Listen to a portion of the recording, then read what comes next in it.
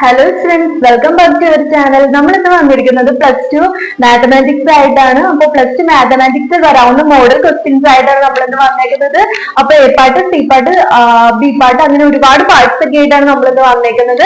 അപ്പൊ നമുക്ക് ഈ മോഡൽ ക്വസ്റ്റ്യൻസ് ഒന്ന് ചെയ്ത് നോക്കാം. എന്തായാലും നമുക്ക് വിജയം ഉറപ്പാണ്. സോ നമുക്ക് തുടങ്ങാം.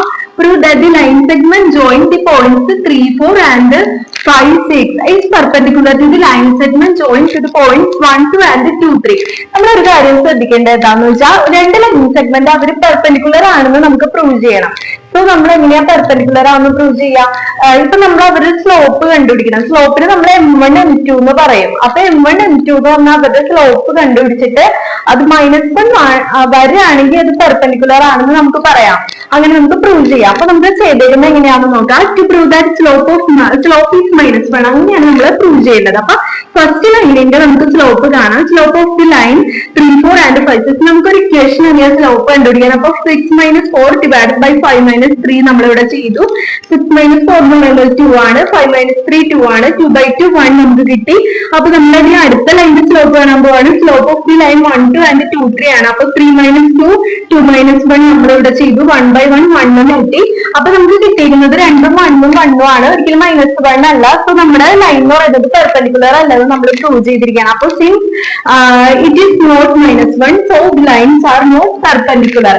അപ്പൊ നമ്മൾ സെക്ഷൻ 2ലേക്ക്, അതായത് പാർട്ട് 2ലേക്ക് പോവാണ്. നമുക്കൊരു കാര്യം ചെയ്യാം. നമുക്ക് പാർട്ട് എ തന്നെ ഒരു ക്വസ്റ്റിനും കൂടി ജസ്റ്റ് ചെയ്ത് കഴിഞ്ഞിട്ട് നമുക്ക് സെക്ഷൻ ബിയിലെ, അതായത് പാർട്ട് ബിയിലേക്ക് പോവാം. അപ്പൊ നമ്മൾ പാർട്ട് എയിലെ സെക്കൻഡ് ക്വസ്റ്റ്യൻ ആണ്. Solve the equation x² + 3x - 4 = 0 using the quadratic equation. അപ്പൊ ക്വാഡ്രാറ്റിക് ഇക്വേഷൻ നമ്മൾ ചെറിയ ക്ലാസ് തൊട്ട് പഠിക്കുന്നതാണ്. സോ നമുക്ക് ആ ഇക്വേഷൻ വെച്ചിട്ട് നമുക്ക് ഇത് പ്രോബ്ലം സോൾവ് ചെയ്യണം. സോ എക്സ് കണ്ടുപിടിക്കാം. -b +±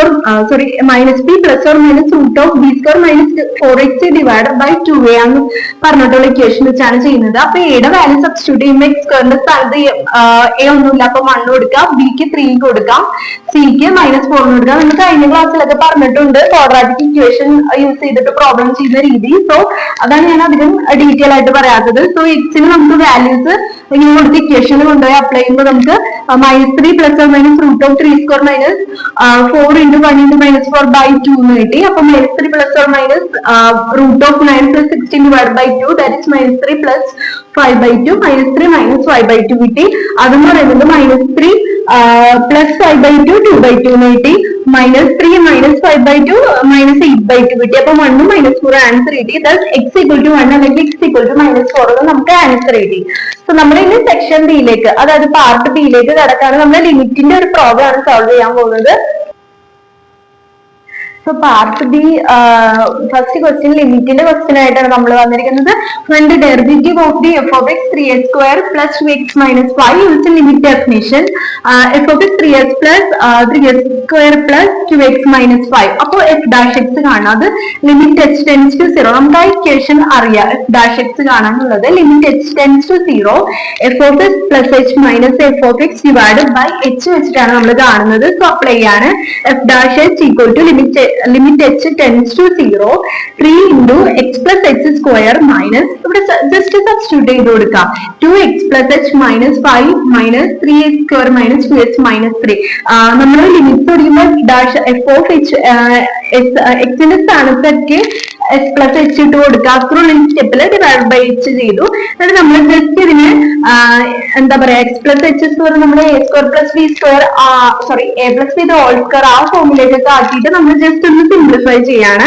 അപ്പൊ f' x എന്ന് പറയുന്നത് limit h → 0 3 × x² + 2s + h + h² + 2x + 2h - 5, that is 3h² + 2x - 5 -5. നമ്മൾ ഇത് രണ്ടും കൂടി മൈനസ് ചെയ്യാണ് വേണ്ടത്. എന്നിട്ട് 3h² + 0 ഇതിന്റെ സ്ഥാനത്തൊക്കെ നമ്മുടെ ലിമിറ്റ് hന്റെ വാല്യൂ h → 0 നമ്മൾ ഇട്ട് കൊടുക്കുമ്പോൾ ലാസ്റ്റ് നമുക്ക് ഫൈനല് 6h + 2 കിട്ടും. അതാണ് നമ്മുടെ ആൻസർ. ഇനി നമ്മൾ നെക്സ്റ്റ് ക്വസ്റ്റ്യനിലേക്ക് പോവാം. അപ്പൊ നെക്സ്റ്റ് ക്വസ്റ്റ്യൻ നമ്മൾ വന്നിരിക്കുന്നത് പ്രോബബിലിറ്റിയുടെ ഒരു ക്വസ്റ്റ്യൻ ആയിട്ടാണ്. നമുക്കൊരു സം ഇൻട്രസ്റ്റ് ആയിട്ടുള്ള ഒരു ക്വസ്റ്റ്യൻ ആണ് പ്രോബബിലിറ്റിയുടെ. സോ ഈ bag contains 5 red balls, 4 blue balls, and 3 green balls. If 2 balls are drawn at random, find the probability that both the balls are different colors. അപ്പൊ ഡിഫറെന്റ് കളേഴ്സ് ഓഫ് ബോൾസ് കിട്ടാനുള്ള പ്രോബബിലിറ്റിനെ കുറിച്ചിട്ടാണ് ചോദിച്ചിരിക്കുന്നത്. അപ്പൊ നമുക്ക് total പ്രോബബിലിറ്റിയിൽ എപ്പോഴും നമ്മൾ total കണ്ടുപിടിക്കണം. എല്ലാ നമ്പേഴ്സും കൂടെ ആഡ് ചെയ്തിട്ട് നമുക്ക് ടോട്ടൽ കണ്ടുപിടിക്കാം. 5+4+3 ദാറ്റ്സ് ഈക്വൽ ടു 12 നമ്മൾ കണ്ടുപിടിച്ചു. ഇനി വെയിറ്റ് ടു ഡ്രോ 2 ബോൾസ്. അപ്പൊ 2 ബോൾസ് കണ്ടുപിടിക്കാനുള്ള സാധ്യത, നമ്മുടെ പ്രോബബിലിറ്റി എന്ന് പറഞ്ഞ സാധ്യതയാണല്ലോ. അപ്പൊ സാധ്യത എന്ന് പറയുന്നത് 12C2 ആണ്. അതിന് നമുക്കൊരു ഇക്വേഷൻ ഉണ്ട്, NCR = n-r ഫാക്ടർ.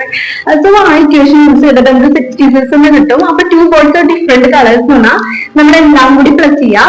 ഇവിടെ തന്നിട്ടുള്ള 5C1 × 4C1 + 5C1 × 3C1 + 4C1 × 3C1 ചെയ്ത് നോക്കാം. അപ്പൊ ഇവിടെ C1 ആയിട്ട് നമുക്ക് വാല്യൂസ് സെയിം ആയിട്ട് കിട്ടും. അപ്പൊ 5 × 4 + 5 × 3 ഇവിടെ പ്ലസ് ഉണ്ട് കേട്ടോ, പ്ലസ് 4 × 3 എന്ന് ചെയ്തു. അപ്പൊ 5 × 4 എന്ന് പറയുന്നത് 20, 5 × 3 15, 4 × 3 12, ഇത് കൂടി പ്ലസ് ചെയ്യുമ്പോൾ 47 കിട്ടി. അപ്പൊ പ്രോബബിലിറ്റി ഓഫ് ചോയ്സിങ് ഡിഫറെന്റ് കളേഴ്സ് എന്ന് പറയുന്നത് 47/66 കിട്ടി. അപ്പൊ നമുക്ക് ആൻസർ കിട്ടിയിരിക്കുകയാണെങ്കിൽ നമുക്ക് നെക്സ്റ്റ് പാർട്ടിലേക്ക് പോവാം. അപ്പൊ നമ്മൾ പാർട്ട് സിയിലായിട്ടാണ് വന്നിരിക്കുന്നത്. അപ്പൊ നമ്മൾ ഇന്റഗ്രേഷൻ യൂസ് ചെയ്തിട്ടുള്ള വേറൊരു പ്രോബ്ലം ആയിട്ടാണ് വന്നിരിക്കുന്നത്. അപ്പൊ find the area of the region bounded by the curve y = a² and y = x+2. So x² നമുക്ക് എന്ത് ചെയ്യാം, x+2 ഇട്ട് കൊടുക്കാം ഇവിടെ.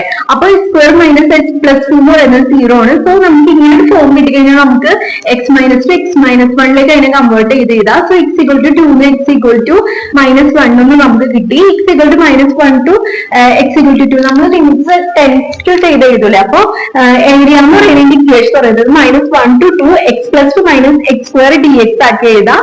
നമ്മൾ ഇതിന്റെ ലിമിറ്റ്സ് എടുത്തു. അപ്പൊ x²/2 + 2x x³/3 → -1 to 2.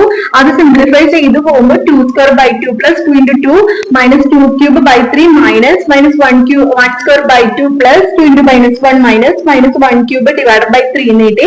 അപ്പൊ അതിന് നമ്മൾ സിംപ്ലിഫൈ ചെയ്യുമ്പോൾ 2 + 4 - 8 - 3 -1/2 -2 + 1/3 കിട്ടി. ദാറ്റ്സ് ഓൾസോ 9/2 കിട്ടി.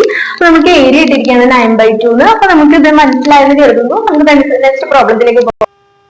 അപ്പൊ നമ്മൾ ഇനി നെക്സ്റ്റ് നോക്കാൻ പോകുന്നത് ലീനിയർ പ്രോഗ്രാമിംഗ് പ്രോബ്ലം ആണ്. So A company produces 2 products A and B. The profit in each unit of A is R20 and each unit of B is 13.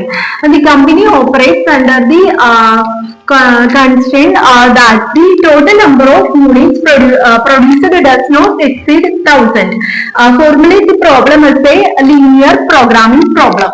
അത് നമ്മുടെ ക്വസ്റ്റ്യൻ എന്ന് പറഞ്ഞാൽ സോ നമുക്ക് വേഗം തന്നെ ആൻസർ കണ്ടുപിടിക്കാം. Let us see the number of units of products A and y is the product of B എന്ന് നമ്മൾ പേര് കൊടുത്തു. എന്നിട്ട് മാക്സിമം നമ്മൾ z = ക്വസ്റ്റ്യൻ വായിച്ചു നോക്കിയിട്ട് z-നെ 20x + 13y നമ്മൾ ഏതാണ് x ഉം y എങ്ങനെ ഫോം ചെയ്ത് നിങ്ങൾക്ക് മനസ്സിലായെന്ന് കരുതുന്നു.